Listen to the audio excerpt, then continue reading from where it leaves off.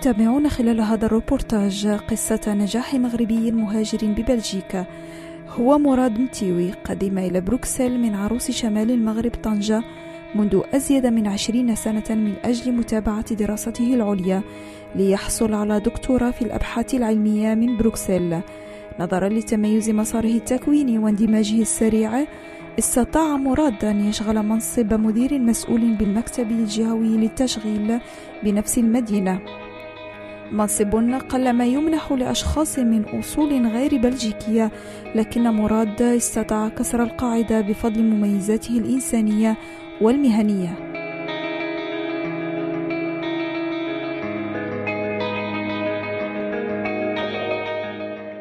Je suis le responsable de l'antenne d'Actiris à Molenbeek-Saint-Jean, Actiris étant l'organisme qui s'occupe de l'emploi à Bruxelles. Je suis le responsable de cette structure, de cette antenne, qui comprend une trentaine de collaborateurs.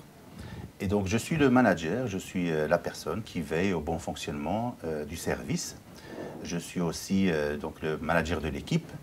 Et mon travail au quotidien consiste essentiellement à veiller à ce que le service soit rendu de façon optimale et efficace. J'ai fait une thèse de doctorat à l'Université libre de Bruxelles et donc j'ai obtenu mon diplôme en 98. Et pendant ce temps-là, pendant les travaux de thèse et après, donc j'ai fait énormément de recherche scientifique, de recherche fondamentale.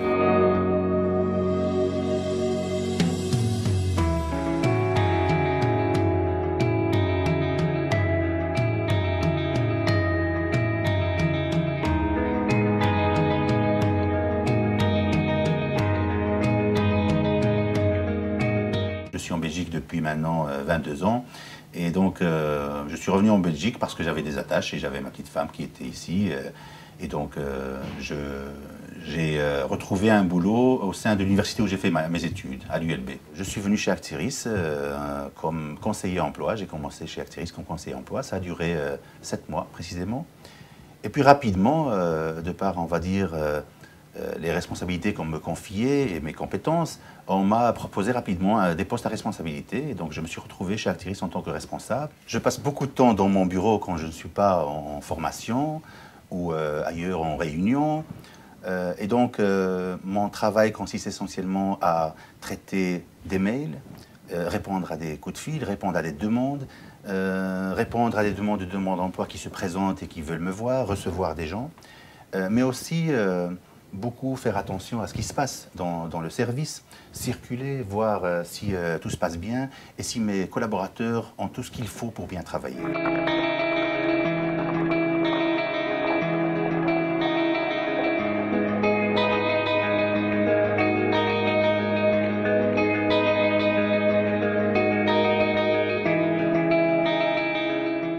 Je suis arrivé ici, moi, il y a 23 ans, en 90 plus exactement.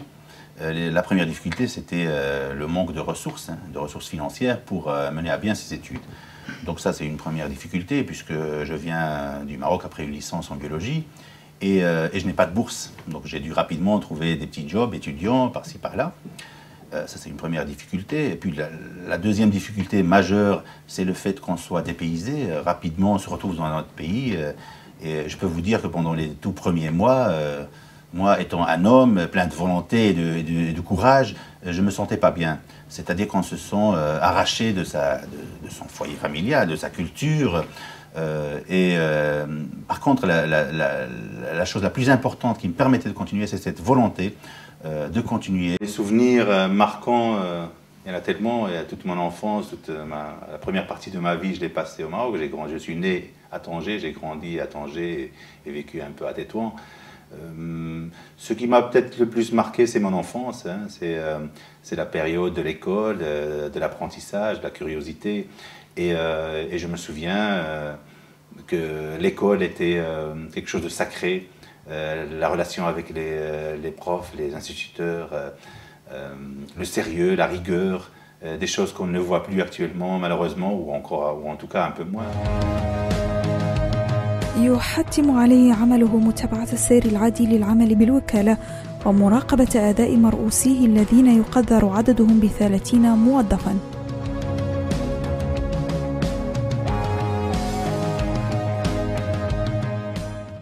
Jamaï Leila, conseillère emploi ici chez Actiris, l'Office régional de l'emploi à Bruxelles. Je travaillais déjà ici quand il a été engagé autant que responsable ici à l'antenne. Et donc c'est dans ce cadre-là que je l'avais rencontré. Parce qu'il travaillait avant chez Actiris, il travaillait depuis pas mal d'années chez Actiris. Mais moi j'ai eu l'occasion de le rencontrer quand il a commencé ici autant que responsable à l'antenne. Avec Mourad, je dois dire que c'est quelqu'un de vraiment très humain.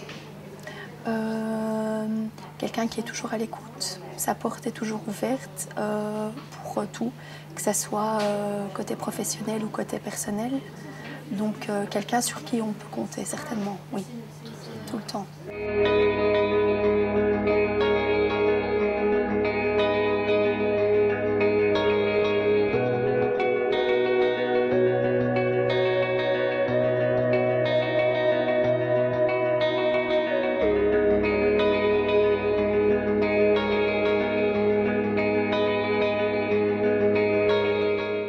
Le Maroc aujourd'hui a beaucoup évolué, il se modernise, il y a eu d'énormes chantiers un peu partout, à tous les niveaux, au niveau des structures, des institutions, au niveau des aménagements, au niveau des villes. Donc tout ça c'est très positif. Malheureusement, comme partout dans le monde, on devient un peu plus individualiste et un peu plus égoïste. C'est le cas des grandes villes en général. Et j'ai le sentiment que voilà, le Maroc évolue avec son temps, donc bien qu'il y a beaucoup de choses positives qui se passent, il y a encore un travail à faire au niveau de la conscience collective, du travail, du sentiment du citoyen.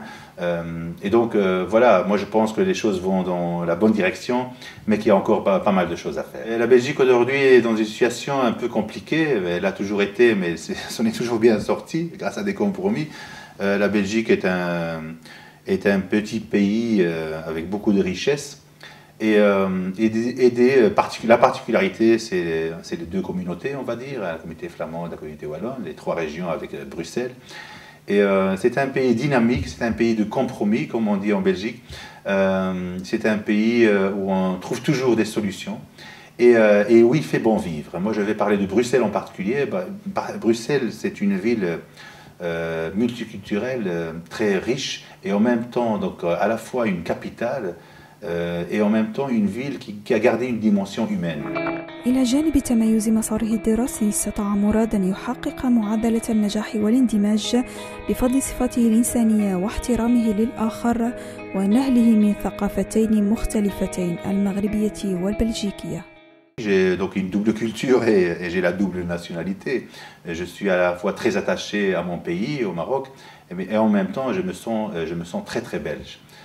Donc c'est une richesse évidemment, puisque j'ai rapidement pu voir une autre façon de faire et de fonctionner dans un pays qui a malgré tout bien intégré différentes personnes de différentes origines. Et donc c'est une énorme richesse pour moi de pouvoir garder ma culture d'origine et de l'intégrer d'une façon ou d'une autre dans cette culture belge. Les Marocains ont su, tout en gardant leur culture et en gardant les rituels, on va dire religieux, ont su s'adapter et s'intégrer à ces sociétés, certains plus facilement que d'autres. Avec la deuxième et la troisième génération, on voit que les gens, donc les Belges et les autres nationalités, s'intéressent aussi de plus en plus et découvrent de plus en plus, parce que parfois il y a des sentiments de méfiance, on a toujours peur de l'autre quel qu'il soit. Mais pour ma part, en tout cas, je constate qu'il y a une volonté de part et d'autre de continuer à vivre ensemble.